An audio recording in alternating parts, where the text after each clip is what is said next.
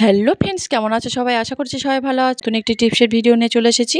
নতুন টিপস পেতে অবশ্যই চ্যানেলটি সাবস্ক্রাইব করে পাশে থাকবেন। চলে আসছি প্রথম দেখুন টিপসে। বন্ধুরা, আমি পটল ভাজা বসিয়েছি আর পটলটা সিদ্ধ হয়ে গেছে, ভাজাও প্রায় হয়ে এসেছে।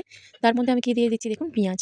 কাঁচা পেঁয়াজ কুচি আমি দিয়ে দিলাম। এটা কিন্তু আমি প্রথমেই দিইনি, এটা একটু একদমই শেষের দিকে দিলাম। পেঁয়াজটা দিয়ে ওর উপর থেকে একটু আমি তেল দিয়ে দেবো। তেলটা দেওয়ার পর যদি আমরা প্রায় ১ থেকে ২ মিনিট যদি ভাজার পরে পটলটা তুলে নিই, তাহলে কিন্তু এর স্বাদ কিন্তু দ্বিগুণ বেড়ে যাবে। আমরা যখনই শুধু পটল ভাজা ভাজবো, তার একটা স্বাদ আলাদা হবে। আর যখনই আমরা পেঁয়াজটা দিয়ে ভাজবো, তখন কিন্তু এর স্বাদটা আরও দ্বিগুণ হয়ে যাবে। বাড়িতে কিন্তু এই টিপসটা অবশ্যই আপনারা এপ্লাই করবেন। যখনই পটলটা ভাজবেন, তখনই কিন্তু পেঁয়াজটা দিয়ে ভাজবেন, দেখবেন খেতে কিন্তু দারুণ লাগবে। টিপসটা কেমন লাগলো অবশ্যই কমেন্ট করে জানাবেন। ভালো লাগলে চ্যানেলটি সাবস্ক্রাইব করে পাশে থাকবেন। চলে আসছি পরবর্তী টিপস। আর দেখুন বন্ধুরা, এখনকার ছেলেপুলেরা যখন বিশেষ করে নতুন বই দেয়, তখন স্কুলে বা পড়তে কিন্তু পড়া দেয়। আর ওরা কিন্তু বই দেখা যায় কখনো কিন্তু মুড়তে চায় না। যখনই বইয়ে হয়তো পড়া দিল, আর বাচ্চারা বিশেষ করে ওরা তো আর পড়াগুলো খুঁজে পাবে না স্কুলে গিয়ে, তখন কি হয়, বইগুলো কিন্তু মুড়ে রেখে দিতে চায় না। স্কুলে পড়া দেয় আর ওরা তো বাচ্চা, তাই যখনই স্কুলে যাবে, তখন কি হয়, ওরা কিন্তু পড়া কোথায় আছে সেটা খুঁজে পাবে না। তাই আমরা বড়রা যদি এইভাবে দেখুন, পেনের একটা ঢাকা নিয়েছি, যেটা আমাদের পেনের কালি শেষ হয়ে যাওয়ার পরে কিন্তু ঢাকাটা আমরা ফেলেই দিই। কিন্তু এইভাবে যদি আমরা পেনের ঢাকাটা লাগিয়ে নিতে পারি, বাচ্চারা যখন স্কুলে যাবে, এইভাবে যদি দিয়ে দিই, তাদের চিহ্নিত করে যে এই পৃষ্ঠাতে পড়া আছে এইভাবে, তাহলে কিন্তু বাচ্চাদের অনেকটাই সুবিধা হবে। বাড়িতে অবশ্যই বাচ্চারা যখন স্কুলে যাবে, এইভাবে দিয়ে দেবেন। চলে আসছি পরবর্তী টিপসে। দেখুন বন্ধুরা, দরজায় যখন আমরা দরজাটা বন্ধ করি বা খোলার সময় একটা ক্যাঁচ-কোঁচ একটা শব্দ কিন্তু হয়েই থাকে। আর এই শব্দ কিন্তু একটা বাজে ধরনের শব্দ। আর এটা কিন্তু অনেকে পছন্দ করে না। আর খুব একটা খারাপ শুনতে লাগে। তখন আমরা কি করব দেখুন, আমাদের বাড়িতে তো প্রায় সবার বাড়িতেই মোমবাতি থাকে। তো সেই মোমবাতি নিয়ে যদি আমরা, যেখানে দরজার দেখুন এটা আছে, যেখান থেকে সারাটা হয়, সেখানে যদি ভালো করে মোমবাতিটা ঘষে কবজার মধ্যে লাগিয়ে দিতে পারি, তখন কিন্তু যখন আমরা আ দরজাটা টানবো, সারা হবে, তখন কিন্তু একদমই এটা দেওয়ার ফলে কিন্তু এই সারাটা কিন্তু একদমই হবে না। যাদের বাড়িতে এইরকম দরজায় আওয়াজ হয়, তারা অবশ্যই কিন্তু এই টিপসটা এপ্লাই করবেন। চলে আসছি পরবর্তী টিপসে। আর দেখুন বন্ধুরা, আজকের আমি কিভাবে হাত না লাগিয়ে একটা গ্রেটার দিয়ে আঠা মাখিয়ে নেব। তো কারোর হাত কেটে গেছে বা হাতে ব্যথা, তারা কিন্তু হাত দিয়ে আটাটা মাখতে পারে না। তার জন্য আমি কি করছি দেখুন, আটার মধ্যে কিন্তু লবণ অল্প করে দিয়ে দিলাম স্বাদ মতো। তারপর আমি কি করছি, জল দিচ্ছি। আর আমি যখনই এই আটা মাখি রুটি করার জন্য বা লুচি পরোটা করার জন্য, তখন কিন্তু আমি গরম জলটা ব্যবহার করি। আর এই গরম জলটা ব্যবহার করার ফলে কি হবে, অনেকে দেখা যায় আটা রুটি বা লুচি খেলে কিন্তু গ্যাস বা অম্ল হয়। তো এই গরম জল দিয়ে যদি আমরা আটাটা মেখে দিই, তাহলে কিন্তু যাদের গ্যাস হয়, তাদের কিন্তু আর গ্যাসটা হবে না। অবশ্যই কিন্তু যখনই আটা বা ময়দা মাখবেন, তখনই অবশ্যই গরম জল দিয়েই মাখবে ঠাসাটা করবেন লুচির বা রুটির। তো দেখুন, আমি গরম জলটা দিয়ে কিন্তু একদম হাত কিন্তু আমি একদমই লাগাচ্ছি না দেখুন।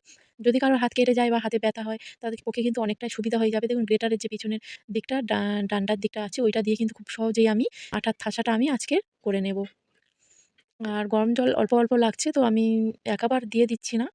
তো একেবার দিলে কি হবে, হয়তো একটু বেশি হয়ে যাবে, তখন কিন্তু অনেকটাই ঢ্যালকা হয়ে যাবে। তো ঠাসাটা তাই আমি একদম অল্প করে ঠাসাটা খুব সুন্দরভাবে করে নিচ্ছি। দেখুন বন্ধুরা, একদম কিন্তু প্রায় আমার ঠাসাটা হয়ে এসেছে। আর গ্রেটারের সাহায্যে দেখুন, আমার হাতে কিন্তু একদমই লেগে নেই। আমি হাতটা একটু আপনাদের সামনে দেখিয়ে দিলাম। হাতে কিন্তু একদমই লেগে নেই। হাত আমার কিন্তু একদমই লাগছে না। আপনারা অবশ্যই কিন্তু এইভাবে যখনই দেখুন বাড়িতে আটা ঠাসা করবেন, না রুটি ঠাসা করবেন, দেখুন পুরো কিন্তু আমার গামলিটা কিন্তু একদম পরিষ্কার হয়ে গেছে। আমার কিন্তু একদমই হাতটা লাগাতে হলো না। জলে কিন্তু আমার হাতও দিতে হলো না। এইভাবে আমি কিন্তু বাড়িতে রুটি ঠাসা করে নিই। আর মাখতে কিন্তু আমার হলো না। দেখুন, এখনই আমি এই ঠাসাটা দিয়ে রুটি খুব সহজেই তৈরি করে নিতে পারব। টিপসটা কেমন লাগলো অবশ্যই আপনারা কমেন্ট করে জানাবেন। ভালো লাগলে একটা লাইক দিন। চলে আসছি পরবর্তী টিপস। আর দেখুন বন্ধুরা, এরকম মোজা কিন্তু আমরা যখনই বাজার থেকে কিনে আনি, প্রায় ৩ থেকে ৪ বার পরার পরে এরকম একটা সুতোর গুটি উঠে যায়, ফুমড়ি ভাব। তো এরকম মোজার মধ্যে উঠে গেলে, কয়েকবার পরার পরে নতুন মোজার মধ্যে উঠে গেলে অনেকটাই খারাপ লাগে, আর দেখতেও ভালো লাগে না যখনই আমরা পরবো মোজাটা। তো দেখুন কেমন উঠেছে, দেখতেও খুব কিন্তু খারাপ লাগছে। আর আমি দেখুন একটা হারপিকের বোতল নিয়েছি। এটা কিন্তু আমার রান্নাঘরের কাজের জন্য হারপিকটা। আপনারা কেউ বাজে কমেন্ট করবেন না। দেখুন হারপিকটার মধ্যে আমি মোজাটা পরিয়ে নিয়েছি সুন্দর করে। তো নেওয়ার পরে দেখুন আমি কি করছি, আমি একটা রেজার নিয়ে নিয়েছি। তো রেজারটা দিয়ে আমি এইভাবে যদি ঘষি, যে গুটি সুতোর গুটি দলা পাক ছিল, সেটা কিন্তু উঠে যাবে, পরিষ্কার হয়ে যাবে। এরকম যাদের হবে, আপনারা কিন্তু এইভাবে যদি করে নেন। তো আমরা যদি হাত দিয়ে তুলতে যাই, তো হাতে ব্যথাও লাগতে পারে। তো হাত দিয়ে তো কতটা তুলবো, অনেকটা টাইমও লেগে যেতে পারে। আর দেখুন বন্ধুরা, এরকম ফুমড়িগুলো দেখুন নিচেও তো পড়ে আছে অনেকগুলোই ফুমড়ি, তো আপনাদের দেখাচ্ছি। আর দেখুন বন্ধুরা, কতগুলো পড়েছে। এইভাবে আপনারা বাড়িতে পরিষ্কার করে নেবেন। বাড়িতে অবশ্যই টিপসটা আপনারা অ্যাপ্লাই করবেন। চলে আসছি পরবর্তী টিপস। আর দেখুন বন্ধুরা, আমি একটা চিরুনি নিয়েছি। চিরুনিটা ভেঙে গেছে। অনেকদিন ব্যবহার করতে চিরুনিটা ভেঙে গেছে, আর আমরা ব্যবহার করি না। এটা কোনো কাজেও লাগে না। এটা যেখানে সেখানে পড়ে থাকে বা আমরা ফেলে দিয়ে থাকি। আর এই চিরুনিটা নিয়ে আমি কী করছি দেখুন বন্ধুরা, একটা ব্লেড নিয়েছি। আর ব্লেডটা চিরুনির মধ্যে এভাবে আমি আটকিয়ে দেব। তো দেখুন, আমি একটা ফেভিকুইক আটাও নিয়েছি, যেহেতু আটাটা না নিলে কিন্তু আমি চিরুনিটার মধ্যে ব্লেডটা লাগাতে পারবো না। আর আমি দেখুন ওই আটাটা চিরুনির মধ্যে দিয়ে দিচ্ছি, দিয়ে ব্লেডটা ভালো করে একটু সেট করে নেব চিরুনির মধ্যে। এইভাবে একটুখানি কিছুক্ষণ রেখে দিলে কিন্তু একদম ব্লেডটা সেট হয়ে যাবে চিরুনির মধ্যে দিয়ে। ভিডিওটা ভালো লাগলে অবশ্যই চ্যানেলটি সাবস্ক্রাইব করে পাশে থাকবেন। আর দেখুন বন্ধুরা, ভালো করে কিন্তু আমি চিরুনির মধ্যে আটাটা দেওয়ার পরে কিন্তু ব্লেডটা সেট হয়ে গেছে। আর এটা এখন নিয়ে আমরা কি করব। দেখুন বন্ধুরা, আমি একটা বই নিয়েছি, বাচ্চাদের বই। দেখুন, আর বাচ্চারা এই বইগুলো কিন্তু যখন স্কুলে যায় টানাটানি করে কিন্তু অনেক সময় দেখা যায় মলাট বা বইগুলো কিন্তু ছিঁড়ে যায়। আর বইগুলো ছেঁড়া থাকলে কিন্তু আস্তে আস্তে বইগুলো অনেকটাই ছিঁড়ে যেতে থাকে। তাই আমি কি করছি দেখুন বন্ধুরা, আমি একটা সেলো টেপ নিয়ে নিয়েছি, সেগুলো সাদা টেপ।